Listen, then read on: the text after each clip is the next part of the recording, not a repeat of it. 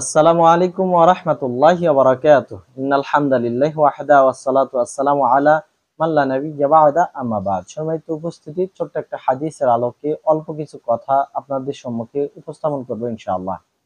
আপনি খুলুন সহিহ বুখারী 6154 নম্বর সংখ্যায় হাদিস এসেছে।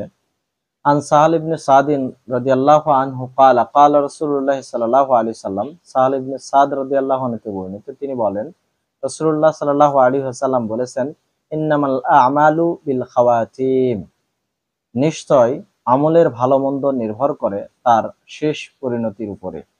সম্মানিত উপস্থিতি, আমরা সারাটা জীবনে কাজ করে যাব, আমল করে যাব, তবে আমাদের পরিণতি শুভ হবে কি খারাপ হবে এটা নির্ভর করবে আমাদের শেষ আমলের উপরে, শেষ পরিণতির উপরে। সম্মানিত উপস্থিতি, আমাদের সমাজে একটা প্রচলিত বাক্য রয়েছে, শেষ ভালো যার সব ভালো তার। অর্থাৎ একটা মানুষ আপনার বাড়িতে সারাটা জীবন কাজ করতেছে, শেষ দিকে এমন একটা কাজ করলো যাতে আপনি অসন্তুষ্ট হলেন, তার সারা জীবনের কাজ সব মাটি হয়ে গেল।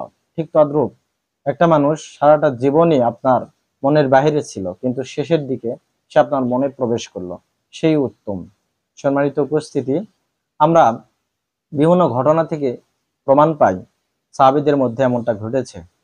কোন সাহাবী জীবনে একদিন সালাত আদায় করেনি, ইসলাম গ্রহণ করেনি। কেবলই ইসলাম গ্রহণ করে জিহাদের ডাক পেয়েছে, জিহাদের ময়দানে গিয়ে শাহাদাত বরণ করে সরাসরি জান্নাতে ঢুকে গেছে। সুবহানাল্লাহ।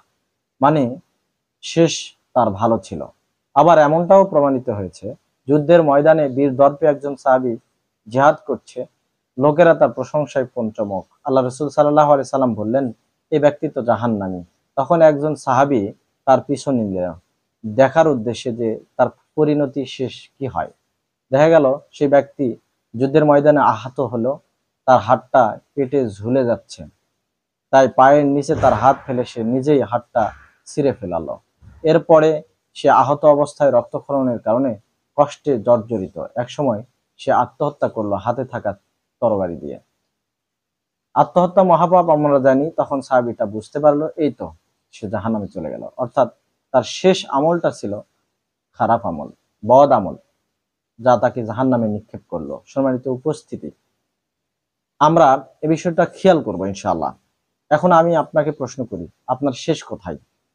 আমি এখানে কথা বলছি, এটাও আমার শেষ হয়ে যেতে পারে। ইযা জাআ আজালুহুম লা ইস্তাখিরুনা সাআতাও ওয়া লা ইস্তাকদিমুন। মৃত্যু যদি একজনের কাছে আসে, তাহলে সে মৃত্যুকে এক সেকেন্ড আগানোও যায় না, এক সেকেন্ড পিছানোও যায় না।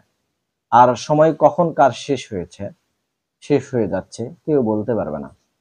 তাই আসুন আমরা প্রত্যেকটা আমলকে শেষ ধরে, সেটাই আমার জীবনের সর্বশেষ আমল ধরে একটু কাজ করি, তাহলে আমাদের ওই আমল হবে একনিষ্ঠ ইখলাসপূর্ণ, আল্লাহকে সন্তুষ্ট করার লক্ষ্যে।